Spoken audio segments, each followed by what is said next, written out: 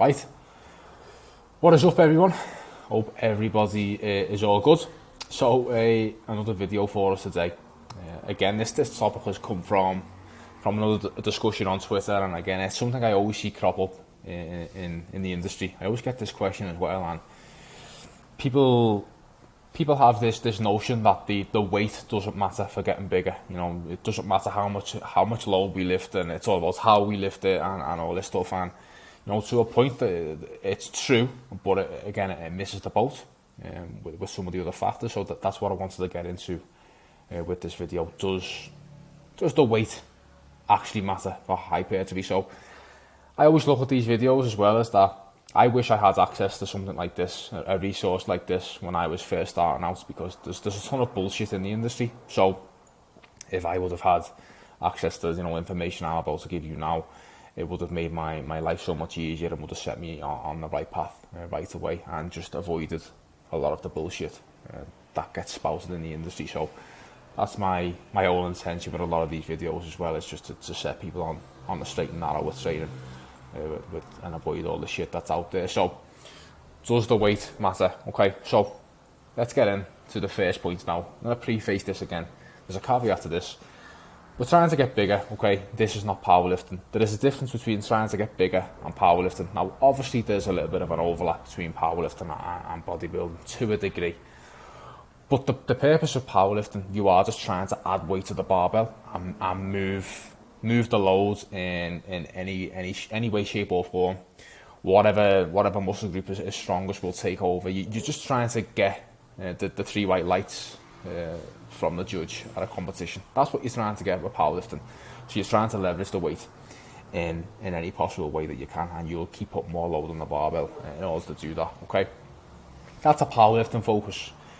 With a bodybuilding focus or getting jacked focus, we're trying to put as much tension on the muscle as we possibly can to get bigger, with a good exercise selection and making sure we're taking the target muscle close to failure, and we're not just trying to leverage weight from A to B. Okay, that's the key with bodybuilding. So there is a bit of an overlap between both, but they are different. So the rationale when someone says the weight doesn't matter, this isn't powerlifting, to a point they're correct, but again, they're missing the boat. They're missing the rationale with this point. So it was just important to set the tone of the video that this isn't powerlifting. We're not moving weight from A to B. We're trying to leverage the weight while putting the most amount of tension on the target muscle. That's key. But it's important to distinguish between that before we start. So if we get into the next point, why does the weight matter? I always say to people now, the prime driver of hypertrophy, it's mechanical tension. It's not volume. It always comes back to mechanical tension. When we understand that, okay, everything else, it starts to make a little bit more sense. Now, going back again to does the weight matter, and this it's a good example, and it will make you think. So you take a 200 kilo barbell and a shopping bag, loaded with shopping, groceries, eggs, whatever it is, right? The body is not going to know where the tension is coming from. I've spoke about this before. The body is not going to know whether it's coming from, the tension is coming from a barbell, machine, dumbbell, bodyweight exercise, or a shopping bag, anything. But what the body will know, it will 100% know, it will be able to distinguish between which one is heavier and which one is not. So you take a 200 kilo barbell loaded on the floor and then a shopping bag right next to it, you pick both of those up, the body is going to know which one is heavier, and it will then recruit muscle fibres in order for the task at hand. So obviously it's going to recruit more muscle fibres lifting a 200 kilo barbell than it will for a shopping bag off the floor. And that should be common sense to us at this point. Okay, so let me get into the next point. So move my face over here. Why does the weight matter? Okay, why over time driving our loads up in the gym? What's so important about that? What are we trying to do to get bigger? What do we need to do over time, right? We need to drive a novel stimulus to the body, okay? Many ways we can do that. We slowly add loads and we slowly add reps. Now, if we aren't doing work to force an adaptive response, we aren't going to then drive the internal stimulus to go bigger and stronger. That internal stimulus comes from the external stimulus, which is the load, okay? Now, understand this. We know that we can get stronger anywhere in that 5 to 30 rep range as long as we take things close to failure. Now, the key is to drive the weight up that we're using on all of our exercises with good technique. Again, I reiterate a very important point. It has to be with good technique in that 5 to 30 rep range. We slowly add loads to all of our exercises. That is going to provide more mechanical tension, which is then going to produce some adaptation. Okay, the good technique part, it's absolutely pivotal. We don't just add weight for the sake of it. Okay, if the weight did not matter, right, we'd all be fucking around with the shopping bags at home or the pink dumbbells, in front of the mirror.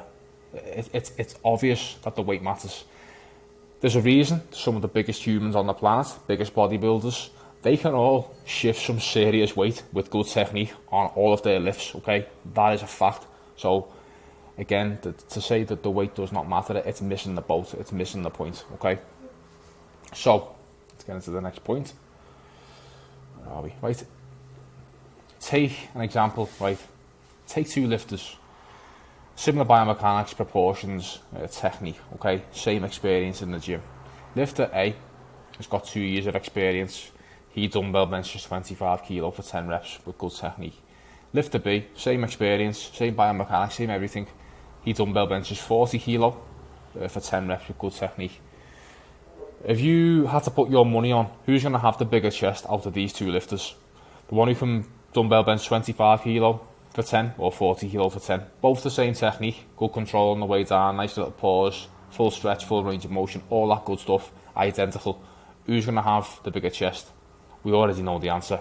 It's going to be the one with 40 kilo. Again, that's obvious. So again, that tells you at some point the weight does matter, because he's going to be able to drive more mechanical tension, a greater internal stimulus to his muscles with this load over this. And then if you take these 2 lifters again, what's the next step over the next 5 years for him? If he takes that up to 50, 60 kilo for the same reps, this one goes 25 to 40, 45 kilo. So increasing the weight with good technique, they're going to grow bigger muscles. So again, it's obvious that the weight matters. To say otherwise, it's stupid. Okay? And this goes nicely into the logbook. Now, this is the other thing that I've seen. People seem to think that you don't need to track your training, and the logbook is just an ego thing. So you're trying to stroke your ego just by adding more weight each week, so it gives you like a false sense of progression. Look, the logbook is not there just to add more weight for the sake of it, and we just check and we check a checkbox on the logbook. We've added 2.5 kilo, 5 kilo. We don't just add loads for the sake of it just to beat numbers in a logbook. It is not about that. Okay. The logbook, it keeps us accountable. It keeps us accountable to make sure that we are progressing and our training over time is working. Because if we're not slowly adding, a couple of reps here and there, we're not adding a little bit of load over time, how do we know that our training is being effective? The logbook, again, it comes in, it keeps us accountable. So, it isn't an ego thing just to throw more weight on. It isn't at all. Not once have I ever preached that. I have always preached that we've got to beat the logbook over time, over the course of weeks and months. We want to see things trending upwards over time, because if it isn't, something probably isn't right from a training standpoint, recovery, sleep, all that stuff. Okay, it's not a progress at all cost mentality, which then opens the door for shit technique. We don't come in and just try and beat the logbook, but then that forces shit technique and sloppy execution. No, far from it. As I say, go back to the previous slide. We're trying to drive good internal stimulus to the body to grow bigger and stronger. So just by adding 2.55 kilo with shit technique, that's actually not going to drive a better internal stimulus to go bigger and stronger. It isn't. We have to drive the load up with the same technique, the same good technique. We have to drive that load up over time. Okay. Now, I always talk about the small change plates. Now the 1.25 kilos. Even I know a lot of people. They even progress their lifts with a 0.5 kilo plate either side. Again, it's more loading over time. You try and steal a rep when you can. If you can come in 1 week and you keep the same load, but you add an extra rep with good technique, that's great. And then you need to zoom out and you look over the course of a training block. Now, you take an exercise. Let's take a dumbbell bench again. Going from the last example. On your dumbbell bench, if you have a 20-week run. A 20-week run with dumbbell bench, okay, and each week you're fighting away. All of a sudden, over a 20-week run, you go from using the 45 kilos for 10, right, over a 20-week run, then you've took them up to the 55 or the 50 kilos for the exact same reps, 55 for 10. You've added 5 to 10 kilo, and you've matched reps over 20 weeks with the same technique.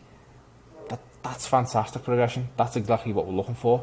This is not about going from 45 kilo to 60 kilo in 1 week. We're not talking about that. It's slow progression, and without the logbook and without looking at our lifts and where we are, we're going to get lost in everything, and we're just going to end up coming in, spinning our wheels and going by feel. The logbook keeps you accountable, okay? And again, it all ties up in, over time, adding more load to our lifts with good technique. It does matter. Again, if you're not tracking your training, you're leaving potential gains on the table. Now, it always comes back to this one. This is the other argument that I get for people against the logbook. But the best didn't track. Ronnie Coleman didn't track. Arnold didn't track. Jay Cutler, Phil Heath, Flex Wheeler, Dexter Jackson, whatever. Understand that you are not them, right?